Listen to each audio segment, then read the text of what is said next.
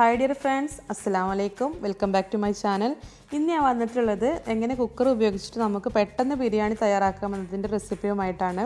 നമ്മൾ നോർമലി ബിരിയാണി ഉണ്ടാക്കുന്നതിൽ നിന്ന് വളരെ വ്യത്യസ്തമായിട്ടാണ് ഇത് ഉണ്ടാക്കിയെടുക്കുന്നത്.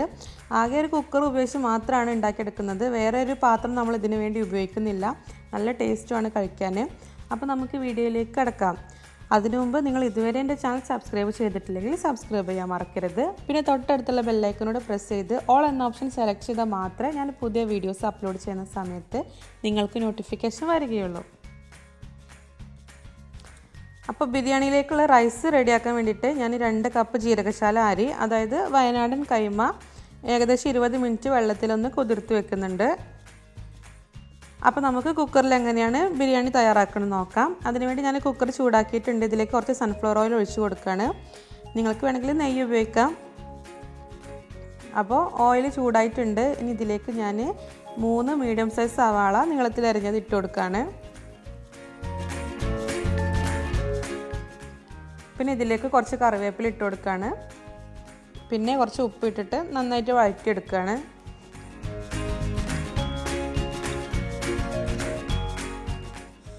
ഇനി ഇതിലേക്ക് ഞാൻ 1.5 ടേബിൾ സ്പൂൺ ഇഞ്ചി വെളുത്തുള്ളി പേസ്റ്റാണ് ചേർത്ത് കൊടുക്കുന്നത്. നന്നായിട്ടൊന്ന് വഴറ്റിയെടുക്കുകയാണ്.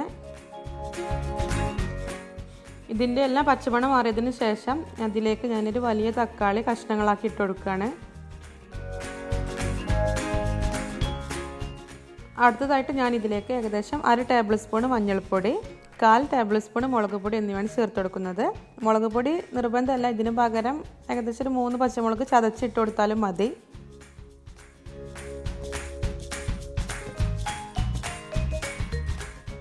പിന്നെ ഞാൻ ഇതിലേക്ക് ഏകദേശം 1.25 ടേബിൾ സ്പൂൺ തൈരാണ് ചേർത്ത് കൊടുക്കുന്നത്. നന്നായിട്ടൊന്ന് മിക്സ് ചെയ്തെടുക്കുകയാണ്.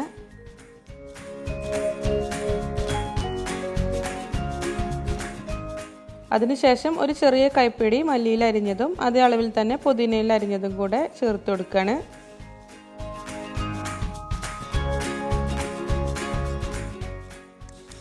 ഇനി ഇതിലേക്ക് 3/4 ടേബിൾ സ്പൂൺ ബിരിയാണി മസാല പൗഡറാണ് ചേർത്ത് കൊടുക്കുന്നത്. ഇത് വീട്ടിലുണ്ടാക്കുന്നതിൻ്റെ റെസിപ്പി ഞാൻ മുമ്പ് അപ്ലോഡ് ചെയ്തിട്ടുണ്ട്. കാണാത്തവരും കണ്ടു നോക്കാം. മുകളിൽ ലൈക്ക് കാർഡിൽ ഞാൻ ലിങ്ക് കൊടുത്തിട്ടുണ്ട്.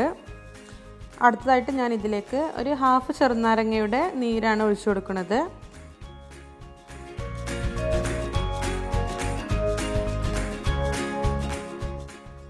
ഇനി ഞാൻ ഇതിലേക്ക് ഏകദേശം 500 ഗ്രാം ചിക്കനാണ് ഇട്ട് കൊടുക്കുന്നത്. ഇനി ഇത് മസാലയുമായിട്ട് നന്നായിട്ടൊന്ന് ഇളക്കി യോജിപ്പിച്ചെടുക്കുകയാണ്.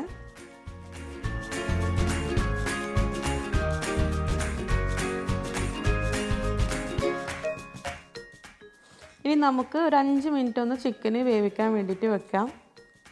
ആ സമയം കൊണ്ട് കുറച്ച് വെള്ളമൊക്കെ ഒന്ന് ഇറങ്ങി വന്നോളൂ.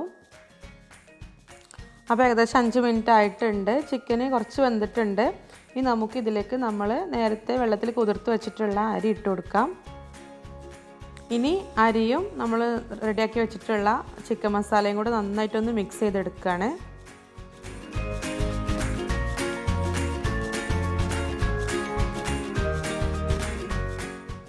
ഇനി ഇതിലേക്ക് ഞാൻ ആവശ്യത്തിനുള്ള തിളച്ച വെള്ളം ഒഴിച്ചു കൊടുക്കുകയാണ്. അതായത് ഒരു ഗ്ലാസ് അരിയിലേക്ക് 1.5 ഗ്ലാസ് വെള്ളമാണ് ഒഴിച്ചു കൊടുക്കുന്നത്. ഞാനിപ്പോൾ 2 ഗ്ലാസ് അരിയാണ് എടുത്തിട്ടുള്ളത്. അപ്പോൾ മൊത്തം 3 ഗ്ലാസ് വെള്ളമാണ് ഒഴിച്ചു കൊടുക്കുന്നത്. ഇനി ഇതിലേക്ക് ആവശ്യത്തിനുള്ള ഉപ്പ് ചേർത്ത് കൊടുക്കാം.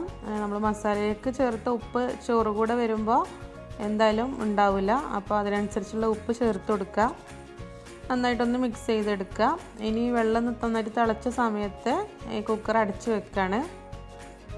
ഇനി ഇത് ഹൈ ഫ്ലെയിമിൽ ഒരു വിസിൽ വരുത്തിയെടുക്കുകയാണ്. അതിനുശേഷം സ്റ്റവ് ഓഫ് ചെയ്യാണ്. അപ്പോൾ സ്റ്റവ് ഓഫ് ചെയ്തിട്ടുണ്ട്. കുക്കറിലെ വിസിലെല്ലാം പോയിട്ടുണ്ട്. ഇനി ഞാനിത് തുറന്ന് നോക്കുകയാണ്. അപ്പോൾ നമ്മുടെ ഈസി പീസി ആയിട്ടുള്ള കുക്കർ ബിരിയാണി റെഡി ആയിട്ടുണ്ട്.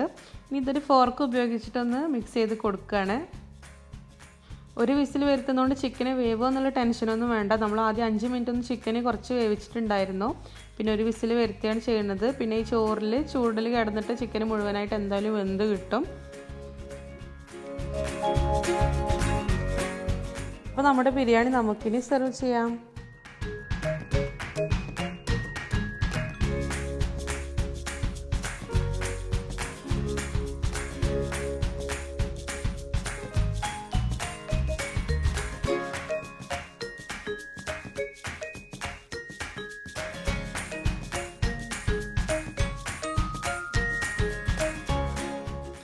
അപ്പോൾ ഇന്നത്തെ വീഡിയോ എല്ലാവർക്കും ഇഷ്ടമായിട്ടുണ്ടെന്ന് വിചാരിക്കുന്നു. എല്ലാവരും ട്രൈ ചെയ്ത് നോക്കി ഫീഡ്ബാക്ക് അറിയിക്കാൻ മറക്കരുത്. വീണ്ടും അടുത്ത വീഡിയോയിൽ കാണാം. Till then take care. Bye bye. അസ്സലാമു അലൈക്കും.